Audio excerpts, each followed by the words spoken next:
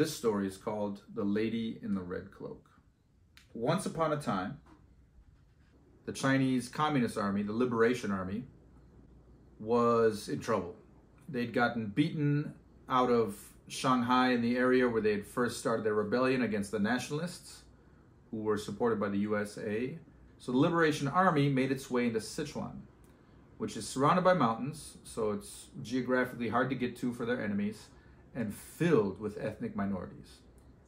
And this is where our story takes place. 1930s Sichuan. Chaos, war, drama, romance. The communists saying we can all be equal.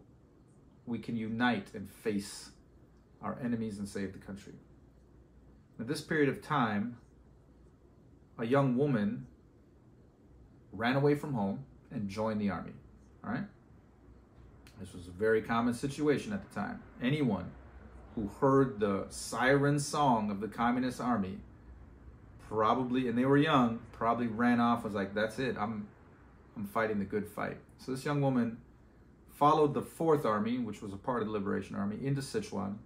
And at this point, the 4th Army is trying to find allies. And they hold multiple meetings with the different ethnicities of that area.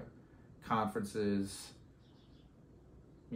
they're learning about each other. They're telling them about communism, how we can all be equal, how there won't be any more oppression from this imperial system, how we're going to drive out the foreigners. And all of this was very attractive and romantic to all people involved, not just the young people at the army, but also the ethnic minorities who were like, hey, no more fighting with the central government. Instead, we can be friends. So there was this strong feeling of camaraderie and unity there. And in the late summer, 1936, during the Torch Festival, which is a big regional festival in that area, this young woman meets a Mosu warrior as he's jumping over the bonfires and dancing with the torches, and she falls in love with him. And he falls in love with her. And this was the type of love that in other times during China's history would have been not necessarily forbidden, but definitely scandalous, right? Whereas at this time, it carried this romance, this adventure that really bonded these two people together. So they fell in love, and when the 4th Army, with its, whatever adherents had managed to convince to run with it, left to go fight the nationalists, she stayed behind. She stayed in the Lugu Lake area. Now this young woman, right, she was a warrior in her own right. She didn't run off to join the army so she could be a cook. She ran off to join the army so she could kill Japanese. But when she fell in love with this Mosul warrior, she decided to stay back and help him develop kind of a socialist society, or at least a more equitable society in the mountains and forests and valleys of where he lived around Lugu Lake. Now, a couple interesting things about the Mosul. Historically, they've been a matriarchal society. So I don't know exactly in practice how that played itself out. But what it meant was when I visited Lugu Lake, it was common for women to have multiple partners, and it wasn't an issue. Like people, I don't know what it is, but when you have a matriarchal society, polyamory isn't that much of an issue, which is an interesting concept and something that, somebody else can discuss deeper. I don't understand all that very much, but just anecdotally, that seems to be the case. And so in this society, it wasn't abnormal to have multiple partners. Not necessarily like everybody banging everybody else, but it was okay. It wasn't like, there wasn't this fusion. There wasn't this, you must marry me and therefore you can't do, shut up. It wasn't, there wasn't this, absolute monogamy that kind of, that seems to be the case under a patriarchal society. Now for this Han girl, although she was captivated by this new way of life that she'd been introduced to, and the romance and adventure of falling in love with a Mosul warrior during the 1930s while all this war is going on. She was still who she was. You know, she's a Han girl, and the way she grew up, like, no, you do not share. Like, you fall in love, and that's that, right? So she was very devoted to her husband. And so one of the ways in which she showed her devotion was by becoming a badass bandit hunter.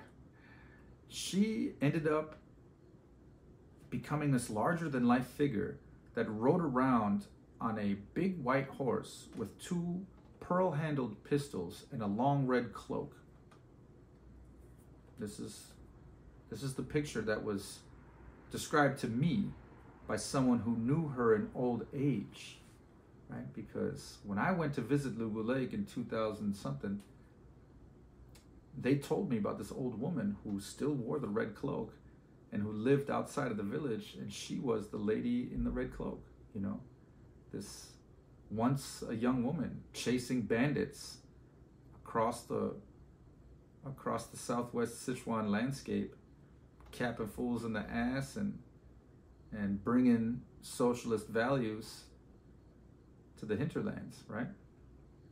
And one of the stories they told about her, and this is the one I'm going to leave you guys with, is that, you know, she tried to tolerate and accept the ways in which people in the Mosul region around Lugu Lake were a little bit more open to different ways of having romantic relationships, but she wasn't down. She caught her husband one day banging some other girl in a shack, you know, outside of the village, and she pulled out her pistol and popped a couple caps literally in his ass, and got her too, got the other girl too. Guess it hit her in the knee. And so what they told me was that this lady in the red cloak, who, you know, spent the rest of her life after she popped a cap in her husband's ass, you know, chasing bandits, living good, and being kind of a legendary figure. Meanwhile, her husband could only sit on one side of his ass when he was sitting down anywhere. He always had to sit, I don't know if it was the right butt cheek or the left, but either way, he never sat straight because he had a bullet in his cheek and that shit never healed right. And the girl, I guess, always walked with a limp because she caught a bullet in her knee. So I never forgot that image of the lady in the red cloak, you know, riding around popping caps and fools. You know, this Han princess who married a Mosul warrior who became a chieftain of his area. And then I always wondered, I never was able to visit her, the old woman who supposedly was this young woman, you know. I never got to visit her. So that is left up to imagination. So yeah, that's the story of the lady in the red cloak. I hope you enjoyed it.